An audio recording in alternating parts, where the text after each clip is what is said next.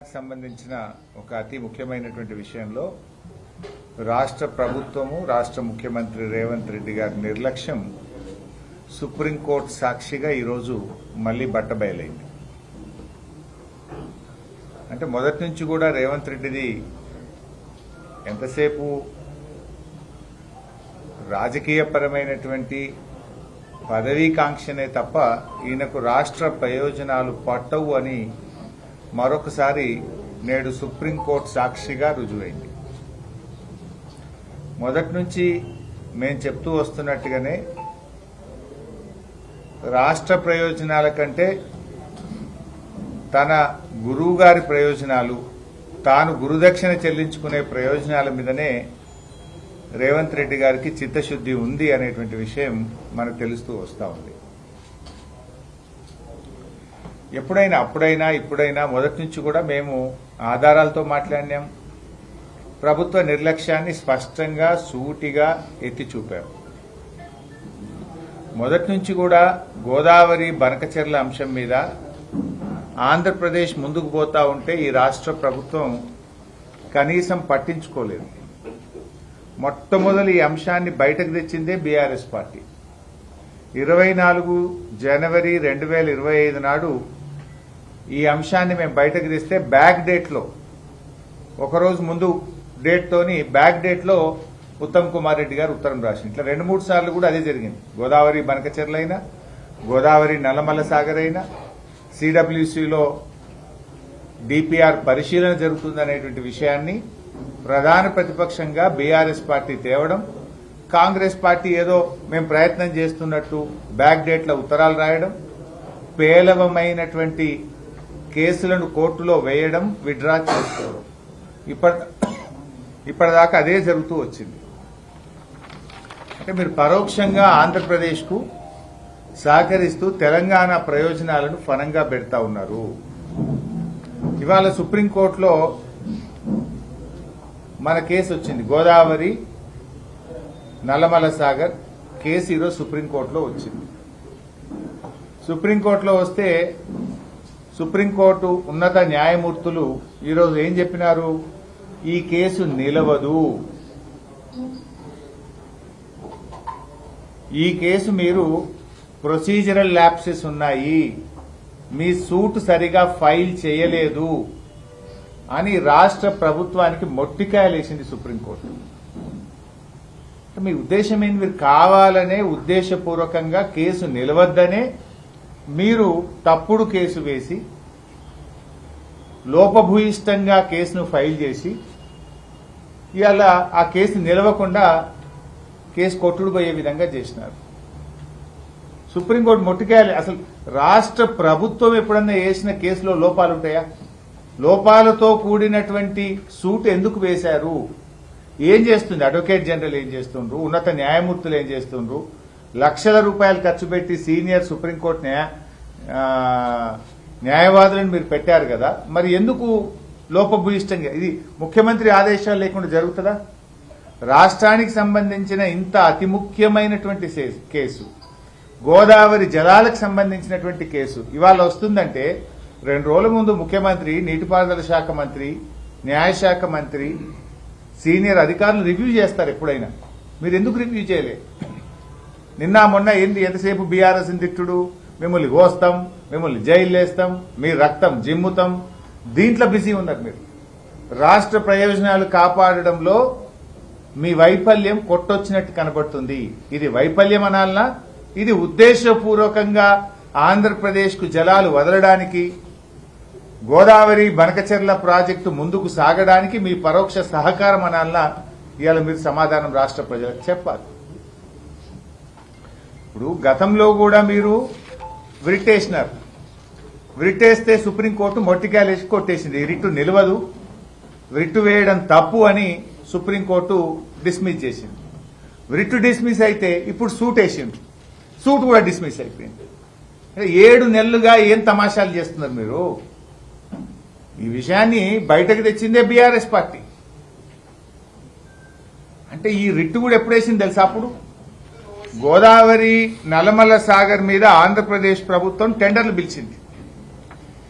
టెండర్లు ఫైనల్ అయిపోయి టెండర్లు ఓపెన్ అయ్యేదాకా కోర్టులో కేసు వేయలే. సో దట్ టెండర్లు మళ్ళీ ఎక్కడైనా కోర్టు స్టే ఇస్తుందేమో అని 11 డిసెంబర్ 2025 నాడు టెండర్లు క్లోజ్ అయినాయి. గోదావరి నల్లమల్ల సాగర్ టెండర్లు 11 డిసెంబర్ 2025కు పూర్తయినాయి. వీళ్ళు రిట్ ఎప్పుడు వేసిండ్రు? 16 డిసెంబర్ 2025 టెండర్లు అయిపోయినాక 5 రోజులకు సుప్రీంకోర్టులో రిట్ వేసిండ్రు. సుప్రీంకోర్టు అన్నది ఇలాంటి కేసుల్లో రిట్ వేయడానికి వీల్లేదని, అది కూడా తప్పుడు లోపభూయిష్టమైన రిట్ వేస్తే సుప్రీంకోర్టు మొట్టికాయలు వేసింది, రిట్ డిస్మిస్ చేసింది. రిట్ డిస్మిస్ అయితే సూట్ వేసింది. సూట్ ఇవాళ అది డిస్మిస్ అయిపోయింది. అంటే 7 నెలలు, డిసెంబర్ 16 నుంచి ఇవాళ జూలై 13, 7 నెలలుగా ఆంధ్రప్రదేశ్ కడుతున్న అక్రమ ప్రాజెక్టు మీద కేసు కూడా వెయ్యలేని మీ బలహీనత ఏంది అని మేము అడుగుతా ఉన్నాం. Why are you fail to stop the illegal project? ఆపడం వదులండి, కేసే వేయలేకపోతున్నారే 7 నెలల. ఇంత పెద్ద రాష్ట్రము, ఇంత పెద్ద న్యాయ వ్యవస్థ 7 నెలలుగా మీరు కేసు కూడా సుప్రీంకోర్టులో వేయకపోవడానికి గల బలహీనత ఏంది? మొదలు కేసు వేసినప్పుడేమో టెండర్లు అయిపోయేదాకా చూసి ఆగి, గోదావరి నల్లమల్ల సాగర్ టెండర్లు ఆంధ్రప్రదేశ్ పూర్తి చేసుకున్నాక 5 రోజులకు రిట్ వేస్తుంది. రిట్ డిస్మిస్ అయిపోయాయి. సూట్ వేయడానికి మళ్ళీ 5 నెలలు తీసుకుంటుంది. ఆ సూటు ఇవాళ లోపభూయిష్టమైన సూటు తప్పుడుగా వేసిందని సుప్రీంకోర్టు ఉన్నత న్యాయమూర్తులు మొట్టికాయలేసి ఈ సూటు చెల్లది, ఇది ప్రొసీజర్ ఫాలో కాలేదు, ఈ సూటును డిస్మిస్ చేస్తున్నామని ఎత్తి అవతల పడేసింది. ఏం చేస్తున్నట్టు? ఇది చంద్రబాబుతో రేవంత్ రెడ్డి కుమ్మక్కుకు ఇంతకంటే సాక్ష్యం ఏం కావాలి? ఆయన గురువు గారి కళ్ళల్లో ఆనందం చూడడానికి ఇవాళ తెలంగాణ ప్రయోజనాలు రేవంత్ రెడ్డి దెబ్బతీస్తున్నారనడానికి ఇవాళ సుప్రీంకోర్టులో లోపభూయిష్టమైన కేసు వేసి దాన్ని డిస్మిస్ అవడమే ఒక బలమైనటువంటి సాక్ష్యం. ఇంత దారుణమా? ఎట్లుందంటే ఇదంతా డ్రామా ఎట్లుందంటే, నువ్వు కొట్టినట్టు చేయాలి, ఇది కానీ దెబ్బ తాకద్దు, నువ్వు అడిగినట్లే ఉండాలి కానీ ప్రాజెక్టు ఆగద్దు. రేవంత్ రెడ్డి అడిగినట్టే ఉంటుంది, ఆ కేసు నిలవది, ప్రాజెక్టు ఆడ ఆగదు, నడుస్తూనే ఉంటుంది. కొట్టినట్టే ఉండాలి కానీ దెబ్బ తాకద్దట. ఇవాళ ఆ డ్రామా ఆడుతూ ఉన్నారు. ఇవాళ రేవంత్ రెడ్డి తెలంగాణ ఉద్యమ ద్రోహే కాదు, ఇవాళ తెలంగాణ పాలిట ఒక జలద్రోహిగా కూడా మారిపోయినాడు. ఎందుకు ఇవాళ కేసు ఫెయిల్ అయింది? ఒక మొదటిసారి ఫెయిల్ అయినప్పుడైనా బుద్ధి రావాలి కదా, అప్పుడే రిట్ వేస్తే అది కొట్టుడు బాయ్. రెండోసారి అన్న సూట్ అన్న సరిగా వేయాలి కదా, ఇవాళ మళ్ళా కొట్టుడు పోద్దా? 7 నెలల తర్వాత కూడా ఒక అక్రమ ప్రాజెక్టును ఆపే తెలివితేటలు మీకు లేవా? ఆ రోజుల్లో మేము ఎన్ని ఆపినాం? రాయలసీమ లిఫ్ట్ ఇరిగేషన్ మేము పోయి కోర్టులో స్టే తెచ్చినాం కదా. ఆంధ్రప్రదేశ్ అక్రమ ప్రాజెక్టుల మీద ఎన్నో స్టేలు తెచ్చింది బీఆర్ఎస్ ప్రభుత్వం. నువ్వెందుకు ఆపలేకపోతున్నావు? అంటే నీ లోపభూయిష్టమైన విధానం, అంతర్గత చంద్రబాబుతో ఉండే నీ ఒప్పందం వల్లనే ఇవాళ రాష్ట్రాల హక్కులకు దెబ్బ తగిలేటువంటి పరిస్థితి కనబడతా ఉంది. నాకు తెలిసి దేశంలో ఒక రాష్ట్ర ప్రభుత్వం వేసిన సూటు ఇంత వేగ్గా ఉంటది, లోపభూయిష్టంగా ఉన్న సందర్భం ఏదైనా ఉందంటే ఇదే కావచ్చు నాకు తెలిసినంతవరకు. ఇవాళ మొదటి నుంచి కూడా గోదావరి బనకచెర్ల ప్రాజెక్టు విషయంలో బీఆర్ఎస్ పార్టీ ఇది తెలంగాణకు అన్యాయం జరుగుతుంది, వద్దు వద్దు అని మేము చెప్తూనే ఉన్నాం. ఈ రేవంత్ రెడ్డి ఓకే అంటాడు. అప్పుడు ఆంధ్రప్రదేశ్ ఢిల్లీలో మీటింగ్ పెడితే నేను మీటింగ్ పోను అన్నాడు. ఎజెండాలో ఉంటే నేను మీటింగ్కే పోనన్నాడు. ఎజెండాలో ఉన్న ఢిల్లీలో మీటింగ్ పోయిండు. ఎజెండాలో ఉన్నది అని బీఆర్ఎస్ పార్టీ బయట పెడితే నేను కమిటీ అయ్యా అన్నాడు. కమిటీ అయ్యా అన్నాడు. ఏం చేసిండు? మళ్ళా 23వ తారీఖు నాడు, డిసెంబర్ 23వ తారీఖు నాడు చంద్రబాబు బంటు, చంద్రబాబు ఏజెంటు ఆదిత్యనాథ్ దాస్ ను కమిటీలో పెట్టి 23 డిసెంబర్ నాడు కమిటీలో వేసిండు. మీటింగ్ పోనంటాడు, పోతాడు. ఎజెండాల లేనే లేదు బనకచెర్ల అంటాడు, ఎజెండాలకెళ్ళి బయటకు వెళ్తుంది. కమిటీ వెయ్య అంటాడు, కమిటీ వేస్తాడు. ఆ కమిటీలు ఎవరిని వేస్తాడు? చంద్రబాబు ఏజెంటు, చంద్రబాబు బంటు, చంద్రబాబు చెప్తే మన రాష్ట్ర ప్రభుత్వ సలహాదారుడిగా పెట్టుకున్న ఆదిత్యనాథ్ దాస్ అంటే దొంగ చేతికి తాళాలు ఇచ్చింది. ఇవాళ ఏం జరిగింది? రిట్ వేస్తే రిట్ ఫెయిల్, సూట్ వేస్తే సూట్ ఫెయిల్ సుప్రీంకోర్టులో. ఈ ఆదిత్యనాథ్ దాస్ ఒక 100 ఉత్తరాలు తెలంగాణ ప్రాజెక్టులకు వ్యతిరేకంగా మన ప్రాజెక్టులు అడ్డుకోవడానికి ఆనాడు ఆంధ్రప్రదేశ్ చీఫ్ సెక్రటరీగా, ఆంధ్రప్రదేశ్ ఇరిగేషన్ సెక్రటరీగా మన ప్రాజెక్టులను అడుగడుగున అడ్డుకున్నటువంటి వ్యక్తి ఇవాళ ఆయన చేతిలో నువ్వు కమిటీ వేసి ఆయన చేతిలో పెట్టడం అంటేనే ఇది దొంగ చేతికి తాళాలు ఇవ్వడం, ఆంధ్రప్రదేశ్ చేతిలో మన అధికారాలు పెట్టడం. ఇవాళ ఢిల్లీలో ఈరోజు కూడా మీటింగ్ అవుతా ఉంది. మన సెక్రటరీలు పోయిండ్రు. కేంద్ర ఇరిగేషన్ సెక్రటరీ కాంతారావు గారి దగ్గర ఇరిగేషన్ సెక్రటరీల మీటింగ్ ఇది అవుతా ఉంది. అంటే మొన్న ఢిల్లీలో ఈ మధ్యకాలంలో జరిగిన మీటింగ్ల కొనసాగింపు జరిగింది. కర్ణాటకలో 3 ముఖ్యమంత్రులు కూర్చొని సీక్రెట్ మీటింగ్ పెట్టారు. ఏం జరిగింది ఆ సీక్రెట్ మీటింగ్ లో బయట పెట్టండి. కర్ణాటకలో 3 ముఖ్యమంత్రుల మీటింగ్ యొక్క ఎజెండా మినిట్స్ బయటకు రావాలి కదా. పత్రికల్లో వార్తలు వస్తున్నాయి, సుజలాం సుఫలాం అంటే ఆంధ్రప్రదేశ్ కర్ణాటకకు సుజలాం సుఫలాం, తెలంగాణకు నిష్ఫలం. ఇప్పుడు మేము పత్రికల్లో చదువుతుంది ఏంది, సమ్మక్క బ్యారేజీకి ఉన్న 47 టీఎంసీల కేటాయింపును తెలంగాణ వదులుకోవాలట. తెలంగాణ గుండా రావాల్సిన జాతీయ project interlinking of river project ఇప్పుడు తెలంగాణ గుండా కాకుండా పోలవరం బనకచెర్ల ద్వారా గ్రాండ్ ఆనికట్టు పోతుంది. అంటే తెలంగాణకు జాతీయ ప్రాజెక్టు పోతుంది. తెలంగాణకు 47 టీఎంసీల సమ్మక్క బ్యారేజ్ పోతుంది. రేవంత్ రెడ్డిని ఎన్ఓసీ తెస్తా. నీ ఎన్ఓసీ దేనికి పనికి వస్తుంది? అసలు ఎన్ఓసీ అనేది దేనికోసం ఉపయోగిస్తుంది? ఎన్ఓసీ అనేది ఇంటర్ స్టేట్, ఒక రాష్ట్రం యొక్క సరిహద్దుల్లోని ప్రాజెక్ట్ కట్టుకోవడానికి ఎన్ఓసీ కావాలి. ఆంధ్రప్రదేశ్ ఇవాళ పాలమూరు రంగారెడ్డి ఎత్తిపోతల పథకానికి 45 టీఎంసీలు మైనర్ ఇరిగేషన్ మనవే. పోలవరం డైవర్షన్ లో భాగంగా వచ్చే 43 టీఎంసీలు మనవే. ఇంటర్లింకింగ్ ఆఫ్ రివర్స్ లో రావాల్సిన 43 టీఎంసీలు మనవే. దీనికి ఆంధ్రప్రదేశ్ ఎన్ఓసీ ఎందుకు? వాళ్ళని ఎందుకు అడుక్కుంటున్నావు? ఆ ఎన్ఓసీ పేరిట తెలంగాణ నీటి ప్రయోజనాలను గోదావరి నదిలో ఎందుకు వదులుకుంటున్నాడో ఇవాళ రేవంత్ రెడ్డి సమాధానం చెప్పాలి. మనకు 968 టీఎంసీ గోదావరిలో ఉంది. ఇంకా 130 టీఎంసీలకు ప్రాజెక్టులకు అనుమతి రావాలి. అవి రాకుండా ఈ ఇంటర్లింకింగ్ ఆఫ్ రివర్స్ కు పోలవరం నుంచి నీళ్లు తీసుకుపోవడానికి అనుమతిస్తే రేపు తెలంగాణ యొక్క గోదావరి జలాలలో మన హక్కులకు భంగం వాటిల్లే అవకాశం ఉంది. గతంలో ఇదే ఇంటర్లింకింగ్ ఆఫ్ రివర్స్ మీద చర్చ జరిగినప్పుడు నాటి బీఆర్ఎస్ ప్రభుత్వం మొత్తం ఆ 968కి అనుమతి ఇచ్చినాకనే ఇంటర్లింకింగ్ ఆఫ్ రివర్స్ చేపట్టాలి అని స్పష్టంగా చెప్పినాం. మరి ఇంకా 130 ఆగే ఉంది కదా, ఆ అనుమతులు తీసుకోకుండా నువ్వు ఎందుకు ఆదర బాదరగా దొంగచాటున సీక్రెట్ గా ఎందుకు దీనికి ఒప్పందానికి నువ్వు రూపకల్పన చేస్తున్నావు? రేపు నష్టం జరిగితే దానికి ఎవరు బాధ్యత వహించాలి? మేము ముందే హెచ్చరిస్తున్నాం. నువ్వు ఏం చేసినా అసెంబ్లీ పెట్టి నీ ఆలోచన అసెంబ్లీలో చర్చించి ఆమోదం తీసుకో. ఆల్ పార్టీ మీటింగ్ పెట్టి చర్చించి ఆమోదం తీసుకో. నువ్వు స్పష్టంగా ఇవాళ ఎక్స్పోజ్ అయినావు. టెండర్లు పూర్తయ్యేదాకా కోర్టుల కేసేయలే, రిట్ డిస్మిస్ అయిపోయింది, ఇవాళ సూటు డిస్మిస్ అయిపోయింది.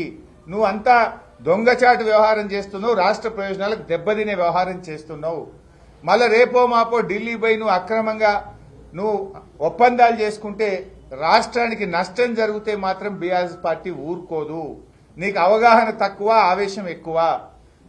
దేవాదుల ఏ బేసిన్లు ఉందో నీకు తెలియదు, నల్లమల ఎక్కడ ఉందో నీకు తెలియదు. నీకు ఇప్పటికీ ఏ విషయం మీద కూడా అవగాహన పెంచుకోలే. 31 నెలల తర్వాత కూడా నువ్వు ఆదిత్యనాథ్ దాస్ మాటలు పట్టుకొని నువ్వు తెలంగాణ ప్రయోజనాలు దెబ్బతీస్తే మాత్రం ఊరుకోమని చెప్పి మేము హెచ్చరిస్తా ఉన్నాం. ఆలోచన ఏదైనా ప్రజల ముందు పెట్టాలి, ప్రజలతో చర్చించిన తర్వాతనే మరి రాష్ట్ర ప్రయోజనాలకు దెబ్బతినకుండా మీరు నిర్ణయాలు తీసుకోవాలని ప్రభుత్వాన్ని హెచ్చరిస్తున్నాం. ఇవాళ రాష్ట్ర ప్రజలు కూడా గమనించినారు. అసలు ప్రభుత్వం వేసిన కేసు డిస్మిస్ అవుతుందా? ఒక్కసారి కాదు 2 సార్లు అవుతుందా? రిట్ డిస్మిస్, ఇలా సూటు డిస్మిస్. గోదావరి బనకచెర్ల విషయంలో నీ వైఖరి అనుమానాస్పదంగా ఉంది. తెలంగాణ ప్రయోజనాలు దెబ్బతీసే విధంగా ఉంది. చంద్రబాబు గారికి కొమ్ము కాసే విధంగా ఉంది.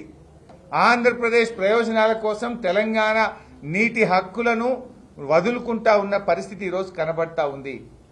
దీని మీద ప్రభుత్వం సమాధానం చెప్పాలి. అండ్ నాకు అర్థం కాదు, లాస్ట్ టైం ఏమో సూటు బూట్ వేసుకొని పోయింది ఉత్తమ్ కుమార్ రెడ్డి, అది ఆయనతో రిట్టు కొట్టుడు వీకింది. ఈసారి అటాంకలు పోలేగా. అంటే ఏంది అసలు? నువ్వు లాస్ట్ టైం సుప్రీంకోర్టు పోయిండు, సూటు బూట్ వేసుకొని పోయిండు. ఈయన పోయిండు, ఆయన డామ్ అనేది అది రిట్టే కొట్టేసింది సుప్రీంకోర్టు. మరి ఇలా సూట్ వేసిండు, మరి సూట్కు మరి సూట్ వేసుకొని ఎందుకో పోలే, మరి ఈయన పట్టించుకోలే, కనీసం రివ్యూ చేయలే. ఏం జరుగుతూ ఉంది అసలు? ఇలా ఈ రాష్ట్ర హక్కులు కాపాడాలి. ఇలా ముగ్గురు మంత్రులు దేవాదులు పోయినరు, పెద్ద బిల్డప్ ఇచ్చారు. అసలు దేవాదులు పోయి బట్టిగారు మాట్లాడుతుండు, ఏమంటుండు బట్టిగారు? మేము మోటార్లు ఆన్ చేసినాం. ఎప్పుడు ఆన్ చేసినాం?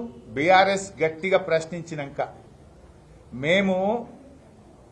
నువ్వు ఇక్కడనేమో ఎన్డీఎస్ఏ అంటున్నావు, మేడిగడ్డ కాడ ఎన్డీఎస్ఏ పెట్టి సాకులు చెప్తున్నావు, దేవాదుల కాడ ఏ ఎన్డీఎస్ఏ ఉన్నది, ఎందుకు ఎత్తుతలేవు అని బీఆర్ఎస్ అడిగితే అది కూడా సగం మోటార్లు ఆన్ చేసేది, ఇంకా సగం చేయలేదు. బీఆర్ఎస్ ప్రశ్నించినాక మీరు నిద్రలేసిండ్రు. దేవాదుల మోటార్లు ఎప్పుడానైనాయి? మేము అడిగినాకనే కదా. ఇప్పటికీ 2500 క్యూసెక్కులు ఎత్తాల్సిన చోట 1500 ఎత్తుతుండ్రు. 10 మోటార్లు ఉంటే 6 నడుస్తున్నాయి, ఇంకా 4 మోటార్లు ఇప్పటికీ స్టార్ట్ చేయలే. ఇంకా ఆడిపోయి బట్టిగారు చెప్తుండు, ఈ నీళ్లు ఎత్తడానికి సమ్మక్క బ్యారేజీలో నీటి నిల్వ చేసుకుంటే మనం పంపింగ్ చేసుకోవడానికి వీలుగా ఉంటుంది అని ముద్దుగా చెప్పిండు బట్టిగారు. మరి సమ్మక్క బ్యారేజీ ఎవరు కట్టిరు? మీ కాంగ్రెస్ గట్టలే. మీ కాంగ్రెస్ 170 రోజులు దేవాలలో నీళ్లు ఎత్తుతామంటే, ఫుట్బాల్లకు నీళ్లు అందకపోతే నీళ్లు కిందికి పోతుంటే 100 రోజులు కూడా నడవలే. ఆనాడు కేసీఆర్ గారు ఆలోచించి సమ్మక్క బ్యారేజ్ కడితే ఇవాళ 250 రోజులు దేవాదులు నడుస్తూ ఉంది. బట్టి గారు, మీరు చెప్పిన నీళ్లు నిల్వ చేసుకుంటాం సమ్మక్క బ్యారేజీలో, సో దట్ దేవాదులు నడుస్తుంది. ఆ నిల్వ ఎక్కడిది? ఆ బ్యారేజ్ ఎవరు కట్టిండ్రు? బీఆర్ఎస్ పార్టీ కట్టింది, మా కేసీఆర్ గారు ప్రభుత్వం కట్టింది. ఉత్తమ్ కుమార్ రెడ్డి కూడా మాట్లాడుతుండు, యాసంగిలో 86 లక్షల మెట్రిక్ టన్నుల వడ్లు కొన్నామంటాడు ఇవాళ దేవాదుల కాడ. నువ్వు కొత్త కొనేది 86 లక్షలు. 2020-21లోనే 92 లక్షల మెట్రిక్ టన్నుల వడ్లు కొన్నావు. నువ్వు మాకంటే తక్కువ కొన్నావు. 2021లోనే నాటి బీఆర్ఎస్ గవర్నమెంట్ 92 లక్షల మెట్రిక్ టన్నుల వడ్లు కొన్నది. నువ్వు 6 లక్షలు తక్కువ కొన్నావు. సిగ్గుపడాలి ఇంకా అది కదా అని చెప్పుకుంటున్నావు. ఇంకా నువ్వు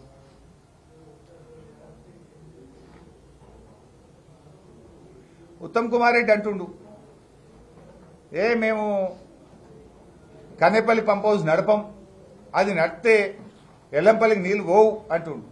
ఎందుకు నడిపోవు నువ్వు? ఇప్పుడు ఊర్లలో పల్లెటూర్లలో ఒక రైతుని అడుగు, జనరల్ గా వాగులు పక్కపొంట వాగు పోతే అందులో ఫుట్బాల్ వేసి పైప్ వేసి నీళ్లు గుంచుతారు. వాగులో కానీ చెక్ డ్యాంలో కానీ బాయిలలో కూడా అంతే, బాయిలో మోటార్ వేసి గుంచుతాం కదా. ఫుట్బాల్ మునిగితే మోటార్ నడుతుంది, నీళ్లు గుంచుతాయి. ఫుట్బాల్ మునగాక తేలింది అనుకో ఫుట్బాల్, నీళ్లు రావు. ఇది అంతే. కన్నెపల్లి కాడ ఫుల్ నీళ్లు వాగులో పోతున్నాయి, ఫుట్బాల్ నిండా నీళ్లు ఉన్నాయి, మోటార్ వస్తే నీళ్ళు వస్తాయి. ఈ సామాన్య రైతుకు అర్థమవుతుంది కానీ వీళ్ళకి అర్థమవుతలేదు. మేడిగడ్డ గేట్లు ముయ్యకుండానే ఫుట్బాల్ కు అవసరమయ్యే నీళ్లు అందుతున్నాయి, మోటార్లకు అవసరమయ్యే నీళ్లు అందుతున్నాయి, ఎత్తచ్చు.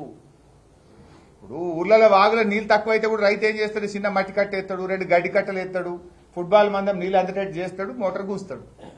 ఇప్పుడు ఈడ అవసరం లేదు, వాగులు నిండా నీళ్లు పోతున్నాయి కనుక నీ మోటార్లకు సరిపోయే లెవెల్ ఉన్నది, నీళ్లు ఉన్నాయి కనుక గేట్లు ముయ్యగాల్సిన అవసరం లేకుండా నీళ్లు ఎత్తే పరిస్థితి ఈ రోజు ఉన్నది. నీళ్లు తగ్గినప్పుడు గేట్లు ముయ్యాలి.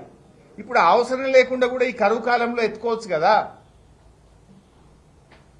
పొంగులేటి గారు మాట మాట్లాడిండు, ఇది కాంగ్రెస్ కట్టింది దేవాదుల, అందుకే గట్టిగా ఉన్నదట. కాంగ్రెస్ కథ చెప్తే ఏం చెప్పాలి ఆయనకు? దేవాదుల టీడీపీ హయాంలో స్టార్ట్ అయ్యి కాంగ్రెస్ హయాంలో కుంటుకుంట మూలకు పడ్డది. 15 జూలై 2011 నాడు దేవాదుల టనల్లో పెద్ద ప్రమాదం జరిగి టనల్ మొత్తం కుప్పగూలిపోయి 3 కార్మికులు చచ్చిపోయింది. 15 జూలై 2011. ఇక అప్పటి నుంచి 3 ఏళ్ళు అది మూలకే పడ్డది. కాంగ్రెస్ వాళ్ళు దాన్ని పట్టించుకొని కూడా పట్టించుకోలేదు. ఆ తర్వాత బీఆర్ఎస్ ప్రభుత్వం మళ్ళా మేము వచ్చినాక దాన్ని మొత్తం రీఇంజనీరింగ్ చేసి దేవాదుల ప్రాజెక్టును 3rd ఫేజ్ను పూర్తి స్థాయిలో పూర్తి చేసి ఆ రామప్ప దేవాలయానికి ఇబ్బంది లేకుండా చేసి దాన్ని పూర్తి చేసింది మేము. కాంగ్రెస్ హయాంలో దేవాదులలో పారింది 46,000 ఎకరాలు. బీఆర్ఎస్ హయాంలో దేవాదులలో పారింది 3 లక్షల ఎకరాలు.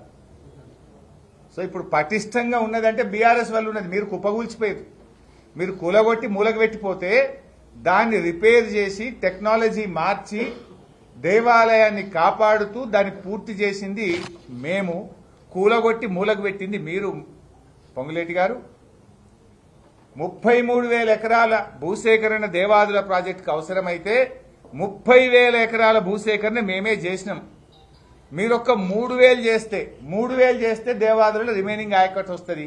3 ఏళ్ల నుంచి గది కూడా చేయలే మీరు. 30,000 మేం చేసినాం. 30,000 ఎకరాల భూసేకరణ మేం చేసినాం. 3 లక్షల ఎకరాలకు నీళ్లు మేమిచ్చినాం. ఇంకో 3,000 ఎకరాలు చేస్తే ఇంకో 2 లక్షల ఎకరాలకు నీళ్లు వస్తాయి. గా 3,000 ఎకరాలు చేయడం కూడా 3 ఏళ్లలో మీతో కాలే. ఇలా దేవాదులకు నీళ్లు అందుతున్నాయంటే మేం కట్టిన సమ్మక్క బ్యారేజ్ వల్లనే అందుతున్నాయి. దేవాదుల కూలిపోయి మూలకు మీరు పెడితే దాన్ని మరమ్మతు చేసి మేము పూర్తి చేసినాం కనుకనే ఇవాళ 3rd ఫేజ్ దేవాదులు నడుస్తున్నాయి, నీళ్లు వస్తున్నాయి. ఇలా పటిష్టంగా ఉన్నదంటే మా వల్ల ఉన్నదనే విషయాన్ని ఇవాళ గౌరవ మంత్రులు గుర్తుపెట్టుకోవాలని చెప్పి నేను కోరుతూ మీ అందరికీ పేరు పేరున నమస్కారం. జై తెలంగాణ. ఫ్యాన్ లేరా బాబు, ఏం ఉడకపోస్తుంది బిడ్డ.